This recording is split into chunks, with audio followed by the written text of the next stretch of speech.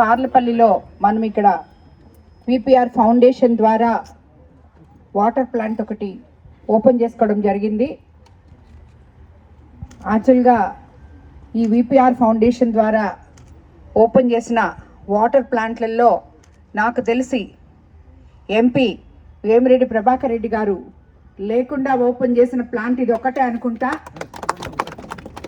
ఎందుకంటే ఈ మంచినీళ్ళు అందరికీ అందించాలి, తాగునీరు అన్నిటికన్నా ప్రజా జీవనంలో చాలా ముఖ్యము అని చెప్పి ఆలోచించి ప్రతి ఒక్కరికి మంచినీళ్ళు ఎక్కడ అవసరమైతే అక్కడ అందించాలి అనే ఒక మహా యజ్ఞం లాంటిది ఆయన ఇది మొదలుపెట్టిన రోజు 2016లో మొదలుపెట్టాం ఈ యజ్ఞం.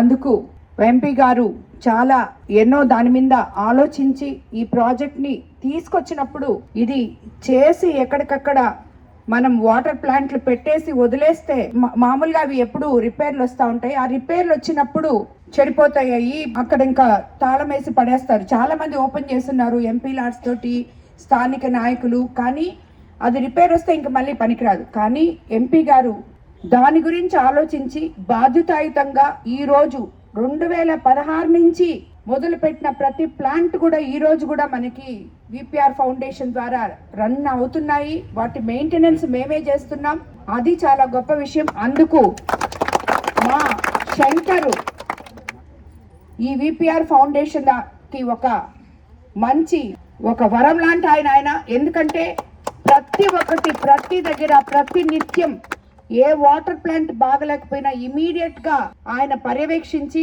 దాన్ని వెంటనే మా దృష్టికి తీసుకొచ్చి, ఎంపీ గారి దృష్టికి తీసుకొచ్చి రిపేర్ చేయడం జరుగుతుంది. ఎక్కడ ఓపెన్ చేసిన ప్లాంట్ మూసివేయడం అనేది ఈ రోజుకి జరగలేదు. 2016 నుంచి ఇప్పటి వరకు కూడా అదే పందాలో ఇక్కడ ఈరోజు ఈ ప్లాంట్ ఓపెన్ చేయడం జరిగింది.